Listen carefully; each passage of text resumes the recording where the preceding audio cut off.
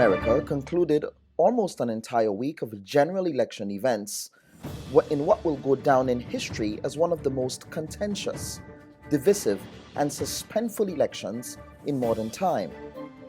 The news networks declared the Democratic ticket of centrist candidate Joe Biden and Kamala Harris after the swing state of Pennsylvania completed their electoral ballot count, awarding Joe Biden the state's 20 electoral college votes. To everything there is a season, a time to build, a time to reap and a time to sow, and a time to heal. This is the time to heal in America.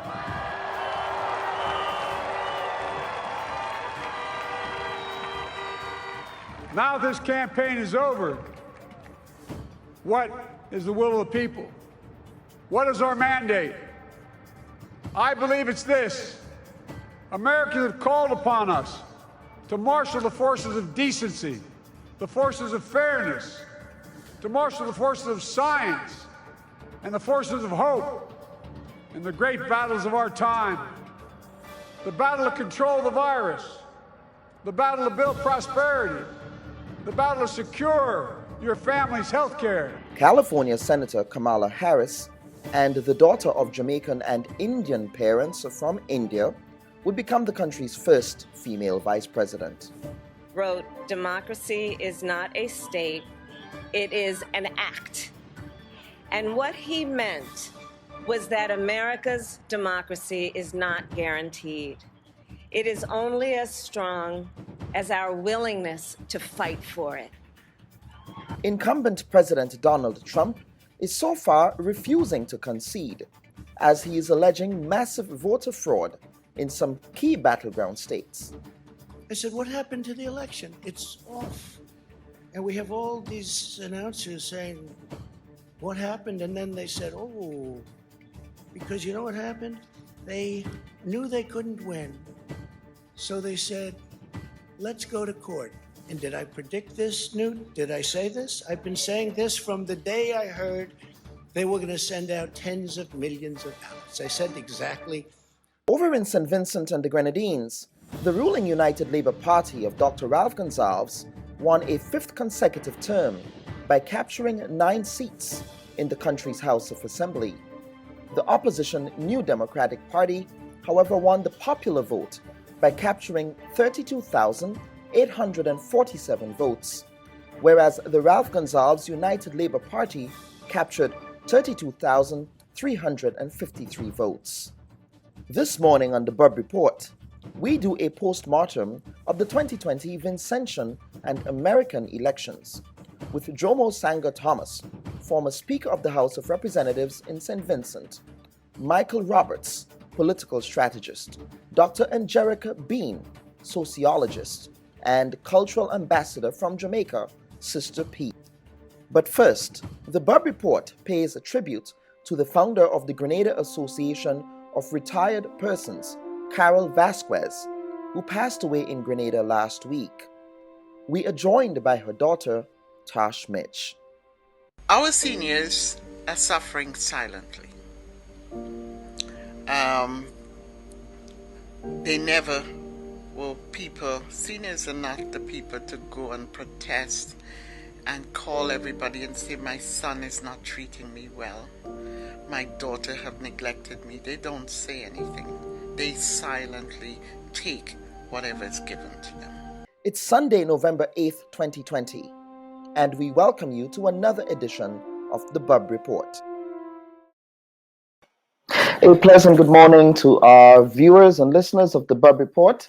Welcome to this Sunday edition. It is a post-election edition, and what we want to do today is to have a post-mortem of the 2020 American and Vincentian elections.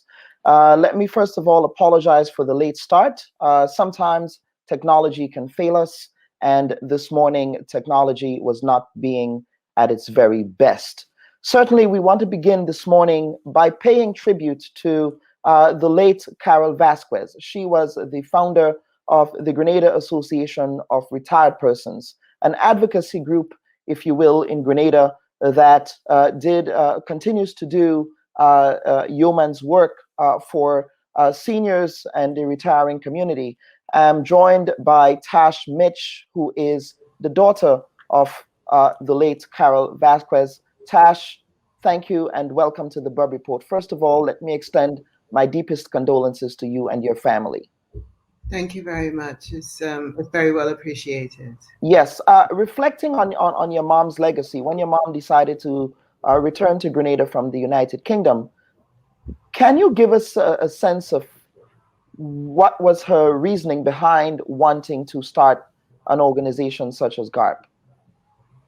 Well, my mom lived in Grenada for many, many years. And so Grenada she was a Trinidadian by birth, but she lived in Grenada for many years. And this last stretch, she was in Grenada for around about 20 years in one stretch. So It wasn't that she had recently came back from the UK, but basically she started her work as a nurse in England. And so she had developed a lot of skills around caring for people. And that was literally the foundation of her nature, was to be incredibly caring. And then from there went into human resources.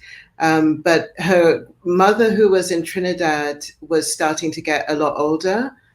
And so my mum ended up, having her move to Grenada, and she cared for her in her final years. My grandmother was in Grenada. Well, basically, she passed when she was 100 years old. So my mother cared for her during her latter years, and it became very evident to her that dignity and aging was something that should go hand in hand.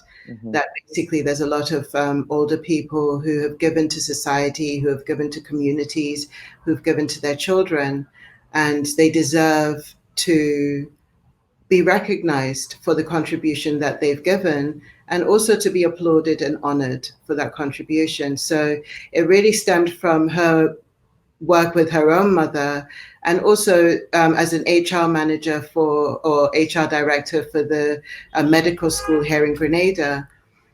She was seeing a lot of people who were retiring and moving on to the next phase of their lives. And for some of those people, the stories were not one of honoring. They were stories of being dishonored, or stories of being forgotten, or stories of struggling, or stories of, so she wanted to change that picture basically and make a difference to that picture. Now, your mom has some very diverse experiences, a Caribbean immigrant, traveling to the UK. We know the fabled tales, sometimes not so fabled, sometimes experiences with racism. And one of the things that you recalled was a story, an anecdote of your time. Incidentally, you had spent some time in Saudi Arabia as well, I believe. Yeah. But you recall there was an anecdote with your mom in which she reflected on how some of the folks in Saudi Arabia were treating her, some of the patients, the names that she was being called. But it's a general experience for Caribbean immigrants, right? In whatever profession. Very much so, and that I had the great honor of doing an interview together with a group of people and my mother around celebrating color. So around changing the story around and the narrative around how us as Black people really view ourselves and how we stand in our society and how we stand in the world globally. And for her, it was very much about really seeing that there are different types of people in the world with different attitudes and different ways of perceiving. Mm-hmm. And it was really about how we stood, how we saw ourselves, and that was really evident. So all of the experiences that she had, some of them were really, really good. Some of them were not so good. The commonality around all of those experiences was really to stand empowered in who she was. Mm-hmm. You know? And in her time when she decided to move back to Grenada, what was her thought process around moving back to Grenada after retirement? Well, basically, she retired in Grenada. So she was at the medical school. She Right. was her director for the St. George's Medical School here in Grenada. Mm-hmm. And then basically, when it came for retirement, she retired here in Grenada, and then was starting to sort of feel around as to what retirement was going to bring for her here in Grenada. And so basically, because her mother also, the experience with her mother having passed at 100 and her looking after her mother, and also her experiences, in nursing and her experience in caring for people, it all culminated into that sort of sense of, well, how can I give back to the community? Mm-hmm. The best way to give back is to really serve the elders of the Mm-hmm. community. Mm-hmm. Yeah. Any final thoughts? As you obviously, I believe you said you just came from the UK, Yeah. to say goodbye to your mom. Any thoughts? This has to be a difficult time for you and your family. Any final closing thoughts, words to the Grenadian community? Well, one of the things that I would say is my mom passing it was one of my greatest fears. She was my dearest friend. She was a sister to me. She was a lot of things. We were very, very, very close. Mm-hmm. And because it was my fear, I always had this idea around it that I wouldn't be able to cope with, or that it would be just a very, very harrowing time. And what I'm actually coming to terms with is that this is a time of real celebration. It's a time to celebrate somebody who'd given so much to people, who really loved community and really loved people. And it's very different to how I thought I would feel. Mm-hmm. And so I think in the days and the weeks going forward, it's just really a celebration of my mum, Carol Vasquez, and the life that she lived, basically. Mm-hmm. Tosh, thank you so much again on behalf of the production team at the Bub Report. We want to extend our deepest condolences to you and your family. Thank you.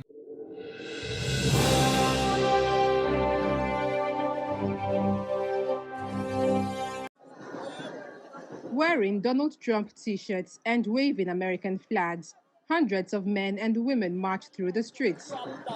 But this is not the United States, where voters on Tuesday were deciding whether to give the U.S. president a second term. This is Nigeria. Even though Trump once called African countries shitholes and recently expanded visa restrictions on Nigerian citizens, here he has the support of millions like Lagos driver Michael Onyonoro. If we have a person like Trump, 10 of him, those people that have the good leadership qualities like Trump in Nigeria, Nigeria will be a better place to stay. A Pew Research Center poll in January found that 58% of Nigerians had confidence in Trump, behind only Israel, the Philippines, and Kenya. The reasons are varied. Some cite Trump's radical approach to leadership, saying it appeals to Nigerians who are used to hustling in a tough economy to survive. Trump will emerge victorious. For others, like the Living Christ Mission that organized the rally in the eastern city of Onitsha, it's a matter of faith, saying Trump supports Christians all over the world. God prosper them.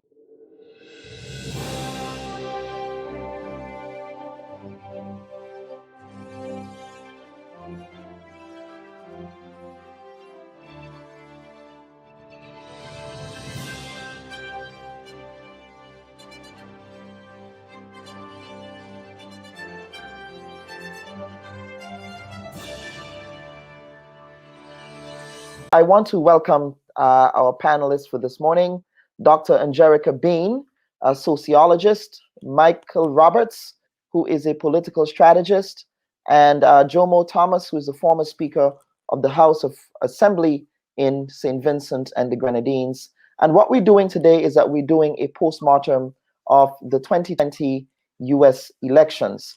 And I want to begin with you, Dr. Bean. Now, the outgoing President Donald Trump, I think he's really captured a significant percentage of African American votes and a significant percentage of minority votes in this election cycle. Now, what does it say about the notion of diversity and inclusion?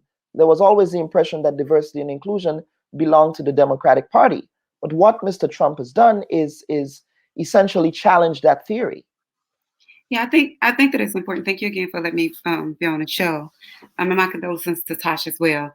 But in terms of the election and Donald Trump being able to capture this party, I think it's important, number one, to really understand that I don't want to say African American population, just the Black population as a whole, or people of color as a whole, are not a monolithic group, and we never have been a monolithic group. Although we may vote Democratic, we break with the Democratic Party on a lot of things, specifically like moral issues. There are a lot of people that are more African centered than they are just.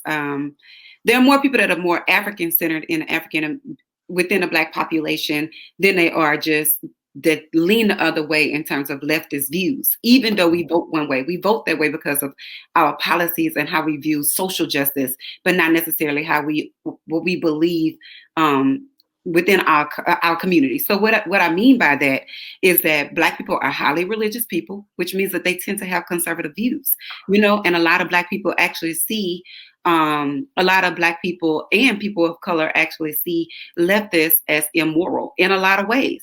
And so those are some of the aspects of the things that we have to deal with when we look at what happened within the polls. So even though Trump is talking, have racist rhetoric, and he's a sexist and homophobic and all of these other things, Black people already knew that white people was like that on a Democratic Party, with the Democratic Party as well as with the Republican Party. That's not something new. If you're born in America or if you came over on slave ships, we know that. We know that exists. So the thing is, what are you going to give me outside of your racism? So they don't care about his rhetoric. They care about what he's going to do, which has been the argument that you see specifically within the Black community and more with Black males.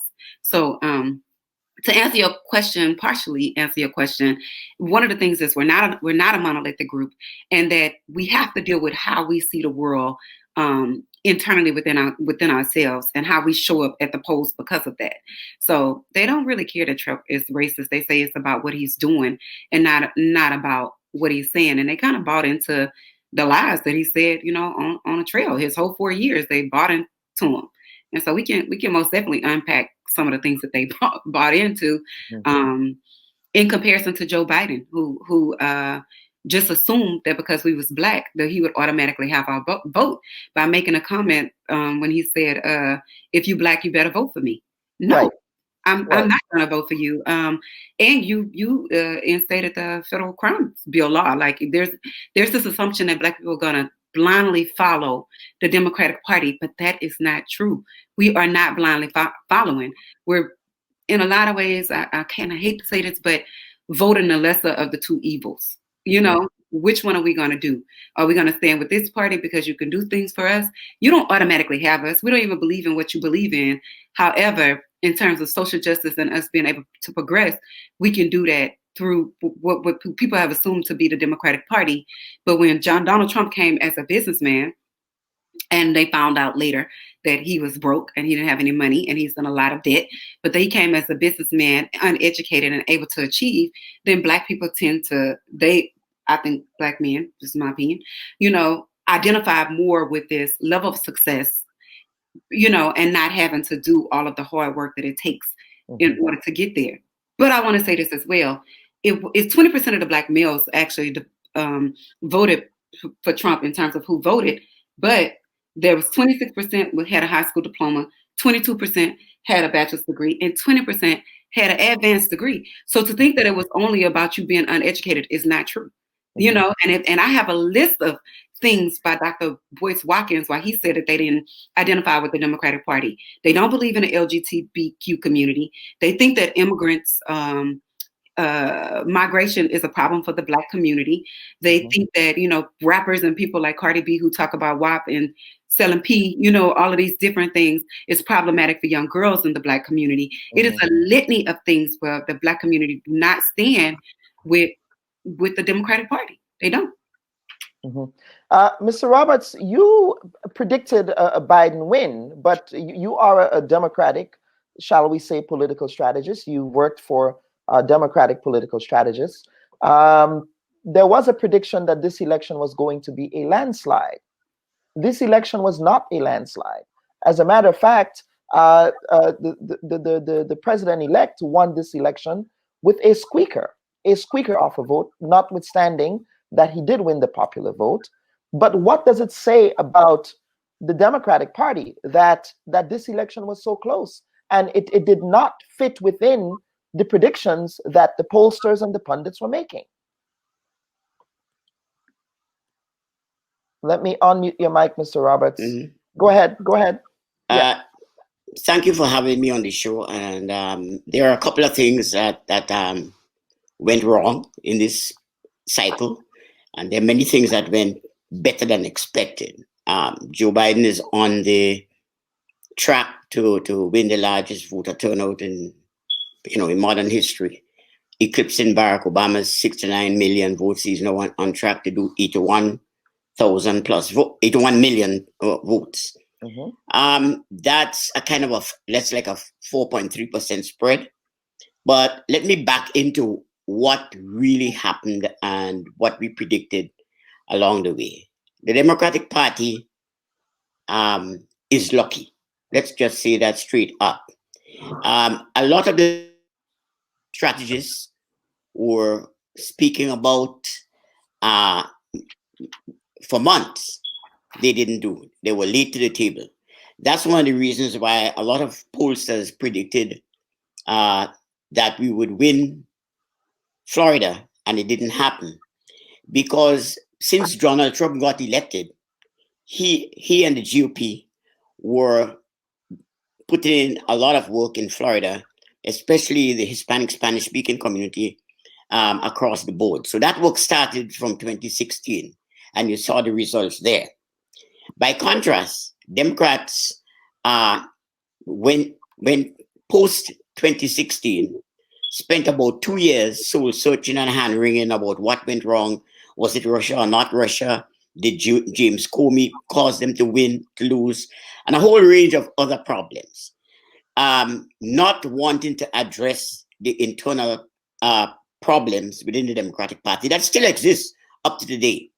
The issue of the Bernie Sanders wing, the more progressive wing, and what that is going to look like. This morning, I saw James Claiborne on CNN saying that, well, we had a conference call yesterday, Democrats, and that nobody must use the word socialism or socialist ever going forward.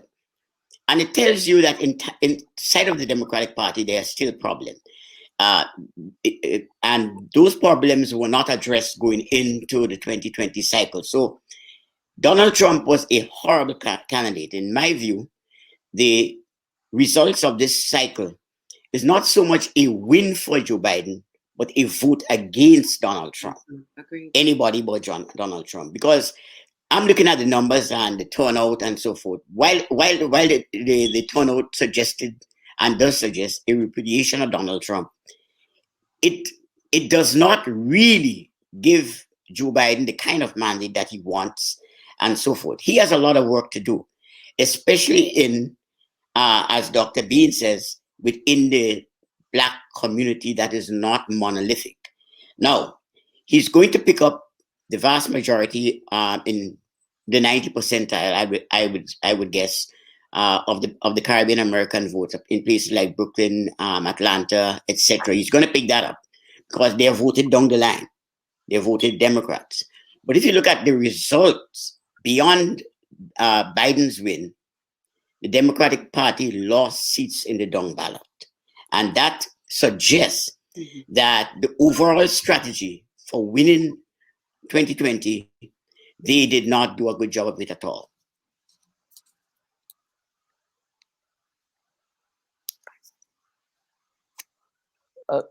Terry Christopher is making a very good point, and this is to say that the electoral the votes have not yet been counted, so that is something that we also have to acknowledge to see how close it's actually going to be following the ultimate count. But I want to turn to St. Vincent and the Grenadines, where we have we've had a close election in terms of the actual vote total, but not a close election in terms of the seats that were acquired by the incumbent United Labour Party, Jomo.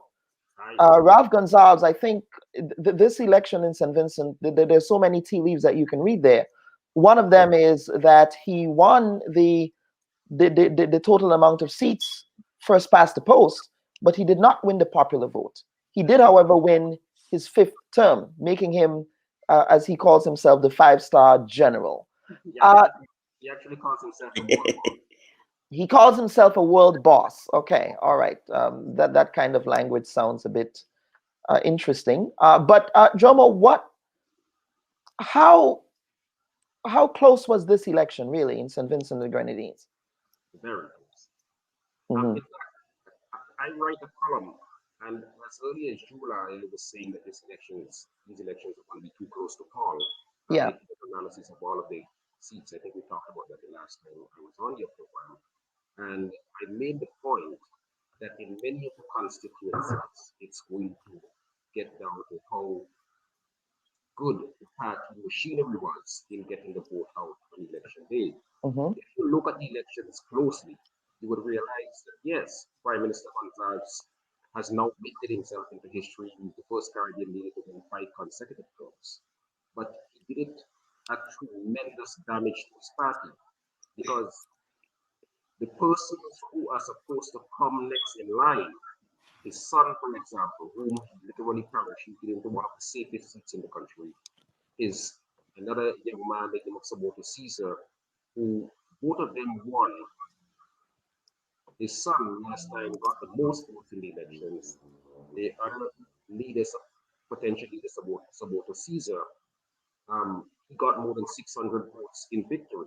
This time, Camilo ended up with less than 200 vote margin of victory, and Saboto with just about 300 votes margin of victory. PM is now world champion, five in a row, but they did not do the kind of work, the kind of arrogance that came into the way in which they operated because they were convinced that they could do literally anything. And all of the seats in the last 2 or 3 parliaments, the ULP had an impregnable lead in about 6 or 7 seats on the eastern part of the country. Now they no longer have that.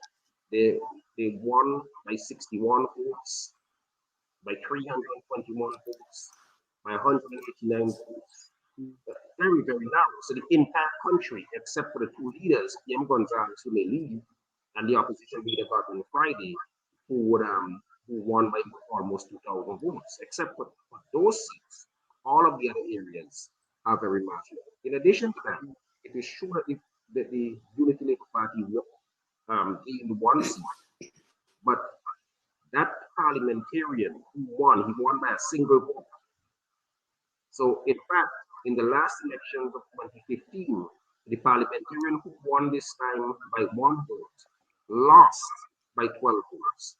So, after 5 years, he went from minus 12 to plus 1. So, clearly, going forward, he's not, it must be that this is a very unpopular person to have been so little over 5 years and may well be knocked off in the next term. There's something else to be said because I made a post this morning in which I said these elections were about representation and likability. It is clear that the people showed a lot of disapproval from the governing party, the Unity Labour Party, and reduced their popular majority. So they are now a minority in terms of popular vote, even though they gained a seat.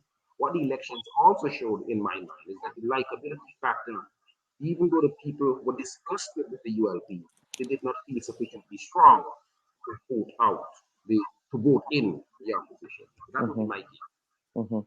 Okay, turning back and you know, we are going to be weaving through both St. Vincent and the Caribbean and back to the United States. Again, the U.S. election also has implications for American Caribbean relations, especially within the context of Caribbean geopolitics now, where we have a rising China in the region, shall we say, in America's backyard. It would be interesting to see what the late great Morris Bishop would have to say about China being in America's backyard. But I'm going to turn to Angelica again. Dr. Bean, you were from Texas, and the Democratic Party did make a serious play in the southern states, one of which was Texas, one of which was Georgia. And in Georgia and in Texas, we find that it was urban cities in those states, whether it was Atlanta, Houston, that really made the Democratic Party competitive. I know you are from the Lone Star State, correct? Are you from Houston? I'm from beautiful Beaumont. I'm 45 minutes away. Beaumont away, 45 minutes away. Now, so what do you think? What do you think? Would you say would be the factors for that kind of competitive streak that the Democratic Party had in the South? So I'm going to go back to the original argument that I had, is that we choose what we're going to do. You know, like we're going to, people think that if you're in the South, you know, like there's a slow South, and like, oh, they're all super conservative and that's why they can't think and they're voting along these Republican parties. You know, no, like, first of all, majority of our education come out of the South. All of the HBCUs come out of the South. Prairie View A&M University was one of the schools to produce the majority of our teachers. So you see Black education, you see it in the South, you know? So I say that to say that we're way more advanced than you think we are, but we still are highly moral people. Even though we're moral people, we still vote along the lines of what we need in terms of justice, you know? Mm-hmm. So you may have seen an increase in numbers in us actually showing up, but majority of Texas is red, period. Just like the majority of the country, it votes Republican. So it's very hard for us to overcome the fact that they outpace us in number or whatever. But at the end of the day, our vote shows up. Black people in the South vote, you know, mm-hmm. For sure. We're just choosing the way that we actually want to vote.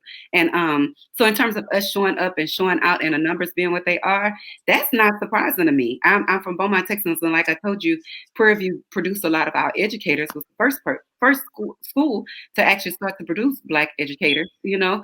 So because Prairie View produced those people in my hometown, I've had Black educators. I'm not one of the people who grew up with like, oh, all my teachers was white. No, majority of my teachers was Black or whatever, you know, in white and Black schools. So I say that to say that our people are they're way more progressive than you think.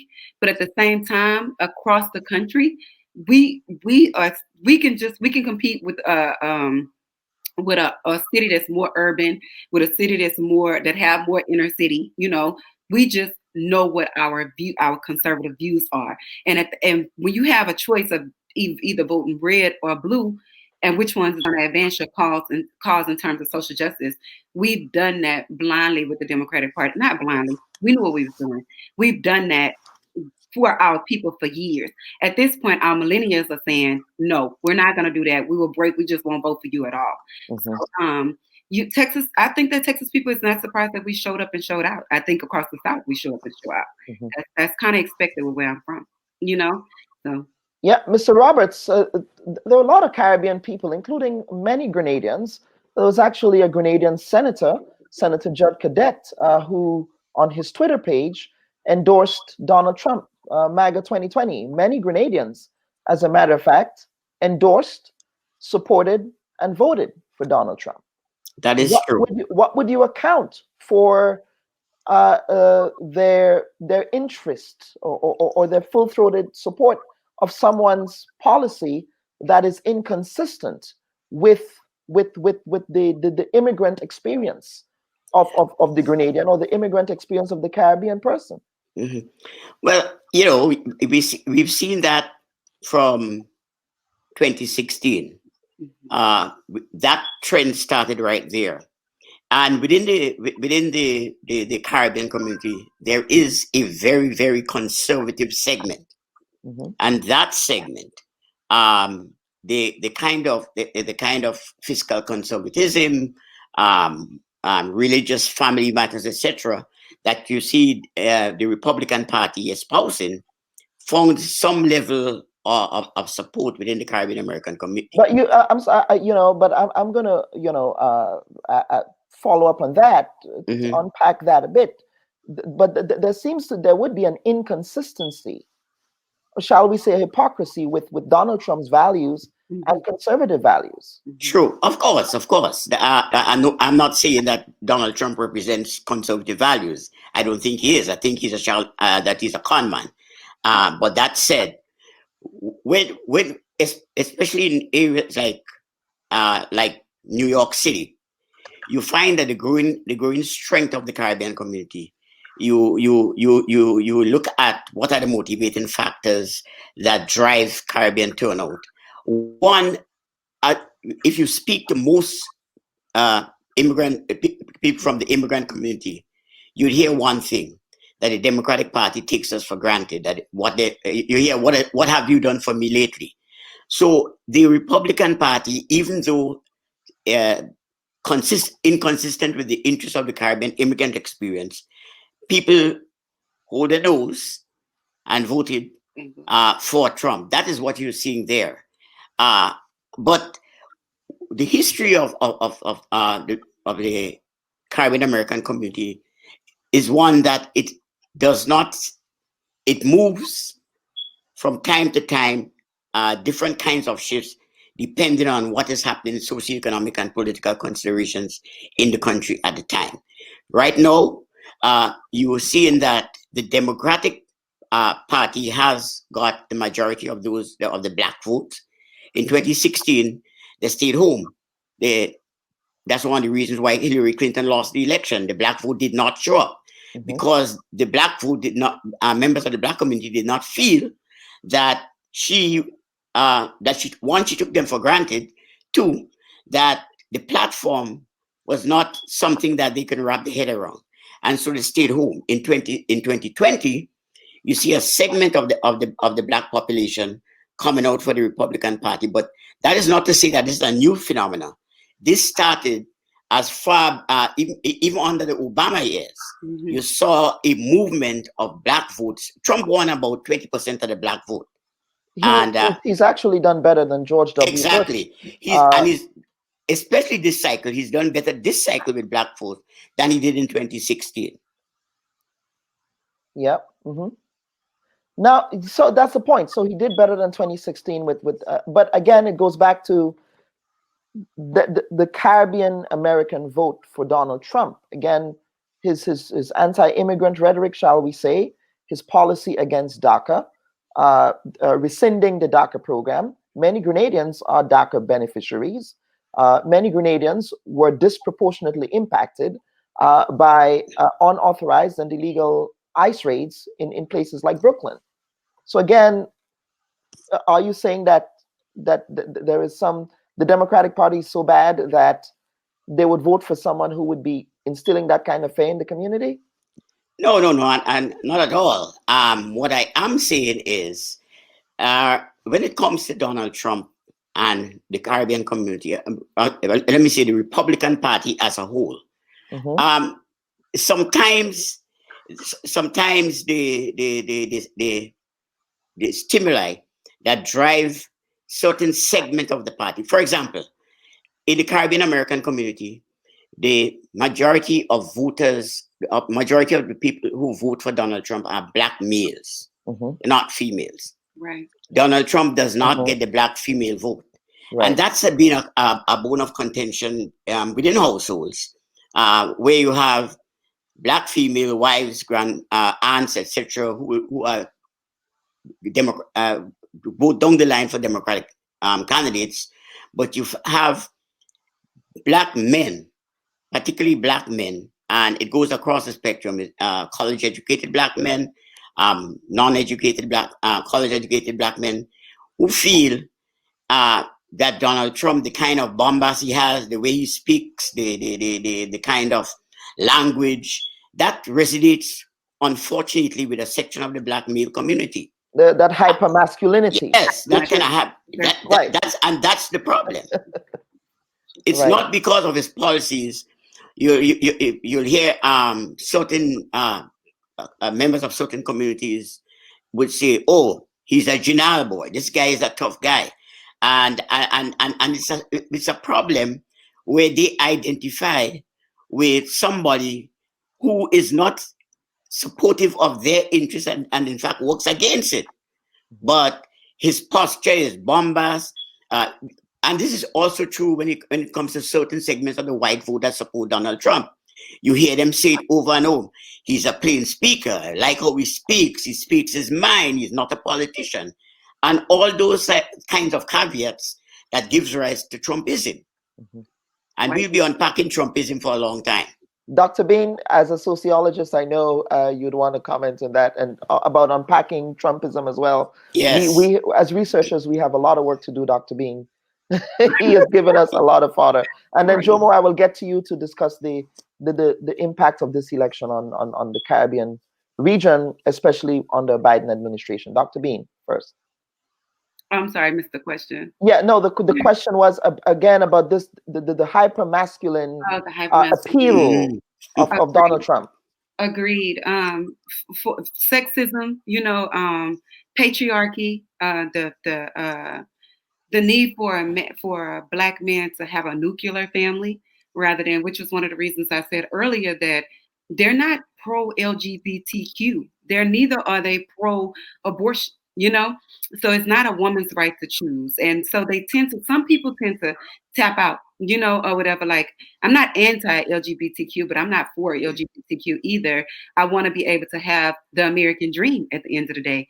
And so that small segment of males that fall into that spectrum, they're still seeking the American dream, and they're trying to find out where do they fall within this larger spectrum and this larger push that they feel like extreme leftist is doing, So if I can't have a nuclear family, if I can't have a job, if I can't start a business, if I can't do all of these things, then I prefer to vote with Donald Trump. Don't mean that they're voting against their own interests, because Donald Trump put things into practice that are anti them. So it's this extreme hyper masculinity that the black males want, that they feel like they can't achieve under the Democratic Party, which is one of the reasons I think that there is a break. And then also there's these other people that are contributing to this as well. So that they had the rappers that came out, that stood behind Trump, Lil Wayne, Lil Pump, But there was a rapper who also ran for president, Kanye West. Trash. I mean, that person is saying it on your show. I'm sorry. It was very natural for me. I don't even understand. He has 60,000 votes. So I'm looking like it's close to this election. Spoiler candidate. Right. Well, spoiler candidate, but he did have an appeal that so many people voted for him. Mm-hmm. Yeah, he has some people that actually came out, and I was looking like, as close as our numbers are, you were like breaking the numbers. What are you doing, Kanye? Sit down. Dragon Energy? I don't know. Yeah. Right, go ahead. But we did have those rappers that came out, and Ice Cube had a valid argument at the end of the day. The Democratic Party. Sorry, the Democratic Party. The Democratic Party didn't listen to him. Kamala and Joe said that they would listen after they was elected, and Trump listened to them. I don't agree. I'm clearly, Trump have showed you that he'll listen to anybody. He's an opportunist. He's an opportunist. He's not for your people. He'll do anything and put anything out there, whether he actually go through with it or not. He don't pay bills. That's what's been consistent. That's what you see. If you don't pay bills, how can you trust him with your life? So, but you see that he put policies out there. Ice Cube put it to both parties, Democratic or Republican, who's going to listen and who's going to put these policies into place for us. He took the bait or whatever, So at the end of the day, people are looking like, well, we have these options of going with the Democratic Party, who's not listening to us, is falling on deaf ears, or we can go with this man who, he racist, he doing this, he doing that, but we got a chance to at least hear our policies. Somebody can to hear our policies out. Right, wrong, or indifferent. at the end of the day, sometimes people just want to be heard. And that's why I feel like the Democratic Party is failing at. You need to listen to the people and stop taking people for granted, because that blue water you're seeing, it crumbled. And somebody wrote earlier that only thing this election was about was anti-Trump or for Trump. And that's what you're seeing. But in the next 4 years, I don't know if Mr. Roberts said it or if Mr. Thomas said it, but in the next 4 years, y'all got an uphill battle, because those numbers are not going to remain the same. That declined in 2008. 95% of the men voted for Barack Obama. In 2012, it slid to 87%. In 2016, it slid to 82%. In 2020, it slid to 80% of people that voted for Democrats. Those numbers are going to continue to decline until you hear the people out. And you have to deal with the issues that they actually want to be addressed, and quit assuming that things are just going to go because you're the Democratic Party. That's no longer happening. And I agree with Mr. Roberts when he said that these people came out and the Democrats lucked up. In 4 years, it will not be that way. And we have to start preparing for that right now.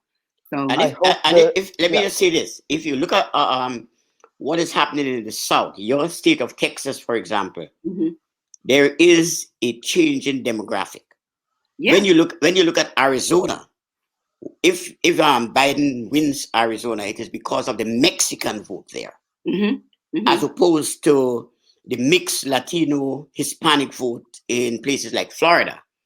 In Florida, the Republican Party's loyal base is Cuban Americans, Venezuelans, Salvadorian, who share a commonality in terms of that kind of regional outlook. If the Democratic Party, if the Democratic Party fails to reach out to this constituent, they're going to lose elections. Now, we also saw in this election a large turnout of first-time voters and young voters. They are going to shape the future demographics of this country. And the party that reaches out to them first is going to win elections.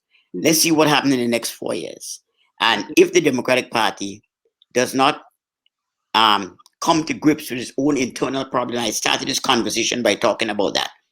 The different wings within the Democratic Party that exists right now.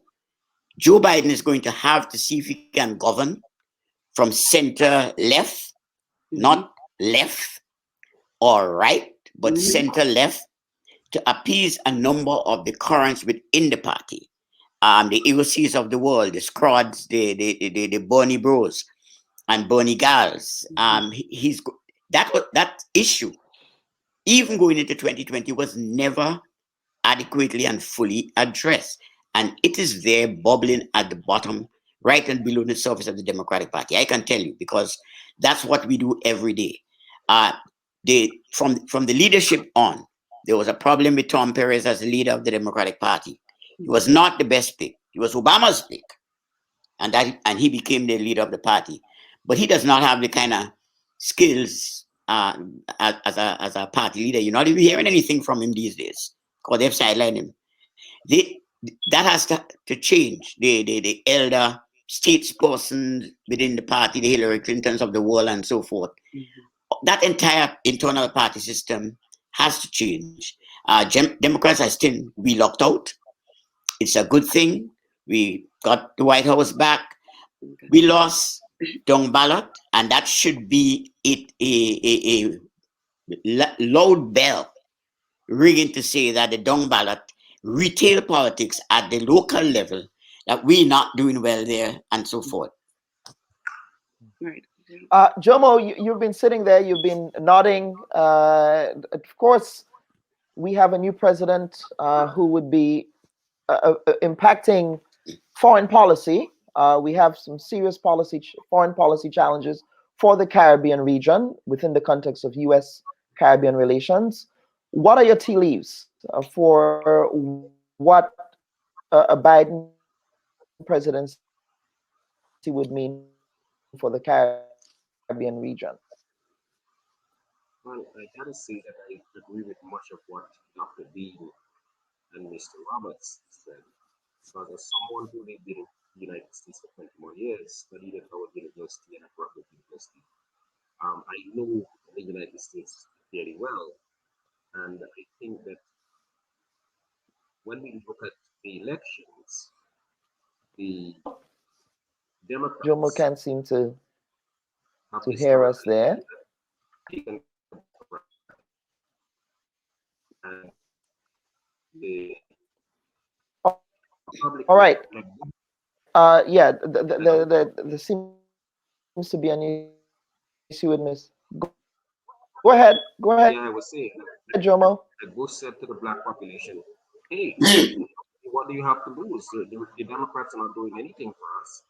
And that, I think, reflects in many ways the increase in the amount of persons who voted for the Republicans. I got to say, though, that I have always of the view that maybe black people put all of their eggs in one basket. And you may find this surprising from somebody coming from me who sits on the left of the political fence. But it may well be a good thing if more black people start voting Republican, because both parties will now have to contend for them, rather than the Democrats simply believing that, okay, we have this demographic locked up. In fact, it was insulting early in the campaign when Joe Biden said, well, look, you ain't really black if you're not going to vote for me. He just presumptively thought. So that's my thing. I think the Democrats, before they not take a long time, try to win the White House and don't pay sufficient attention to the gubernatorial races and so on. So you have, I think the last time I checked, the Republicans had like about 36 of the governor's mansions, and that's where a lot of the electoral laws are made. And in the local Senate, they are passing laws that suppress a lot of the votes. So later, suppression is a major problem in the United States. And it's kind of funny because the United States is projected as the most democratic country in the world, and people are blatantly suppressing votes because they think that this is going to affect them in races. But to get to the direct question that you asked from a foreign policy standpoint, I don't think that there's going to be much difference between Biden and Trump.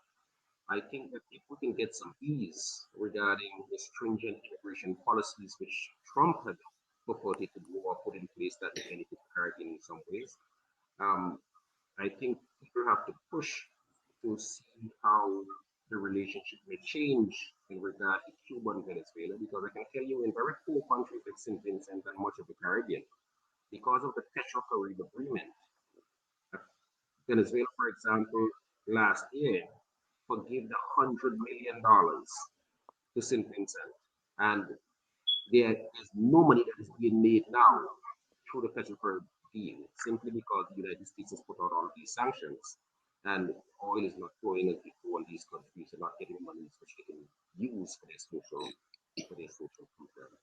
So I think that that is going to be a problem. Just to segue back to the struggles that Mr. Roberts talked about, I think. Okay, stay with me here while I sort this out. Go ahead. It is unfortunate that James Clyburn made the statement that he made about not talking anything about socialism, because if you notice, the squad, those two black women who have done so much good work, they are on the left of the political fence. They have been speaking to all of the things that Mr. Clyburn is saying nobody should speak to. They've been speaking about the Green New Deal. They've been speaking about the increase in the living wage. And those are the things that people are talking about, and those are the things that people are responding to. And if you look at the results that came in all of these races, not Clyburn, of those young women in the squad, all of them increased their numbers. And it was having some technical difficulty. It was, and we will be right back. It's based on their grassroots efforts why I think the Democrats did as well as they did in Minnesota and in Chicago and so on and so forth. So it's going to be an interesting period coming up.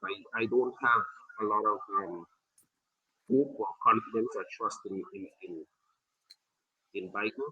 I take the lead from Dr. Colin West. Dr. Colin West said their last contest was a battle between neo-fascist catastrophe and neoliberal disaster. So we should see how that plays out.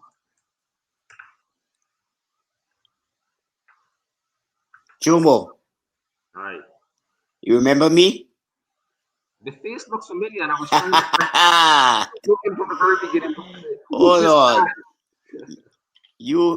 you must remember me. Used to be with Morris 24/7. All right. But With also used to be the Morris, Roberts, buddy. the Roberts I remember is Ray Roberts. We ask when you speak to Snow, you ask him, and he'll tell you who I am. Very well. All And right. regular contact with you. Yes, definitely.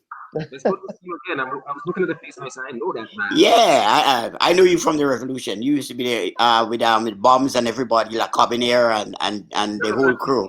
Remember Yeah, back in the day, I used to be the reporter. This is yeah. reporter. Oh yes, that's where I know you. I used to be one of Morris' heads of intelligence. Okay. So that's where I know you. Mhm. Look at that. A lovely reunion here on the Bub Yeah, Report. it is. Jomo. Yeah. Yes, that's good. That's good. Good to see you. Okay, wrapping up, guys. Looking forward to the next 4 years. Looking forward to, of course, Angelica as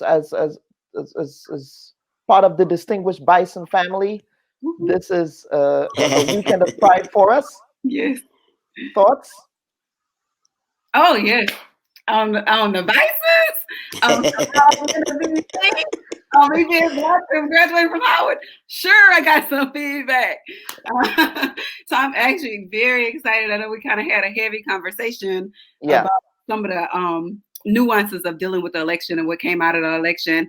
But in terms of all the positive things, I mean, did Black women come through, or did Black women come through? You know, from they did. Right, from Keisha Lance Bottoms, Stacey Abrams. Yes, Mm-hmm. They came true. They really did. Through on each other's shoulders, just lead the course. You know, Black women getting the vote out like we've historically done. Those things are just incredible. And all of them women graduated from HBCU, which they've We're talking Howard, Howard, oh yeah, Spelman. Yes. Okay. Come on, FAMU. Who y'all talking to? Like FAMU, okay. So I'm just so proud of the work that that Black women did to get Kamala to the place that she is as a Howard alum, like you're gonna be. You're on your way.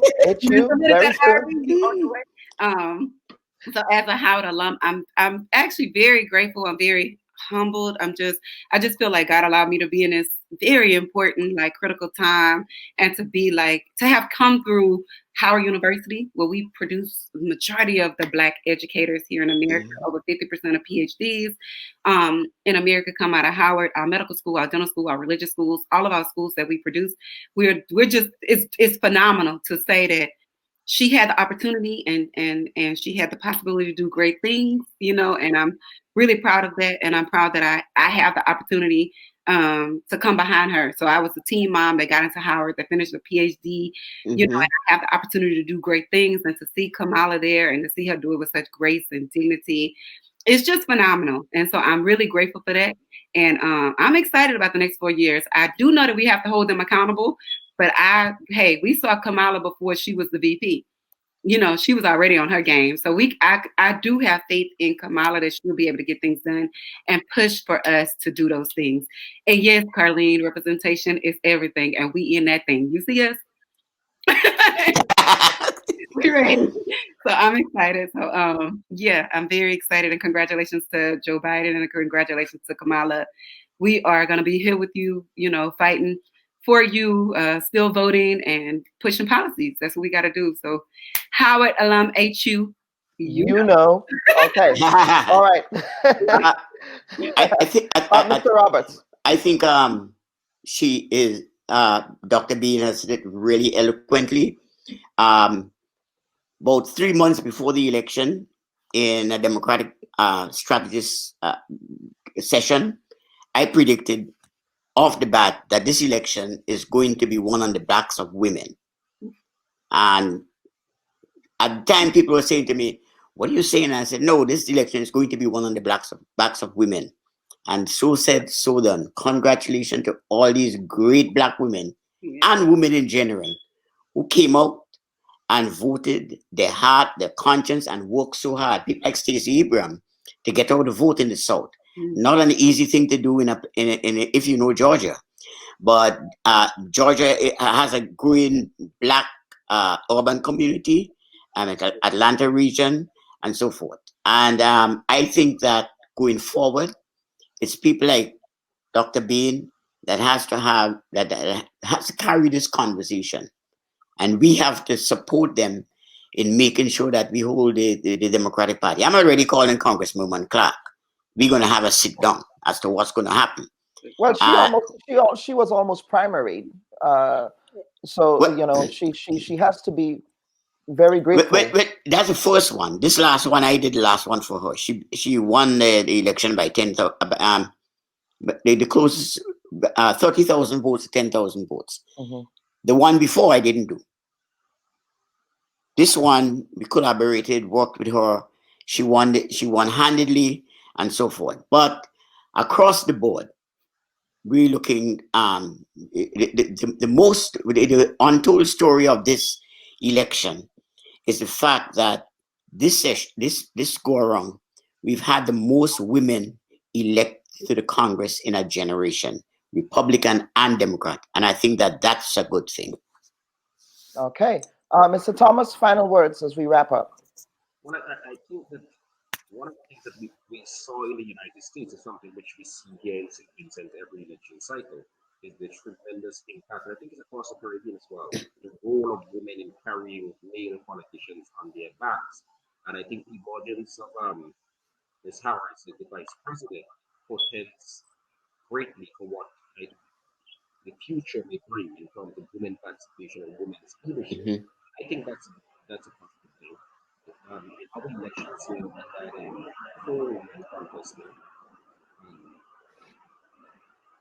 None of them were seats, but it shows that more women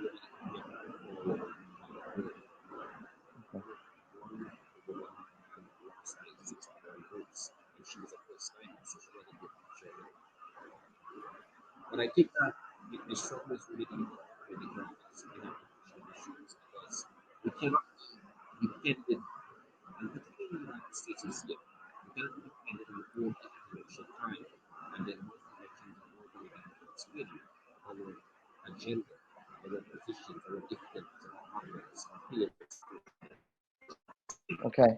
All right, Jomo, you're breaking up there, but folks, just let me take this opportunity to thank you for joining us today. Again, I do apologize for the technical challenges we experienced this morning, and we encourage you to continue to join the Bub Report. We are now on Twitter, we are now on Instagram, we're also on Facebook, and we're also on YouTube. Every Sunday at 10 a.m. Eastern Standard Time, 11 a.m. Atlantic Standard Time. On behalf of the entire production team, thank you for watching the Bub Report. Panel, don't go away, stay there. And I will see you guys next week, Sunday. Have a wonderful and productive week. Bye-bye.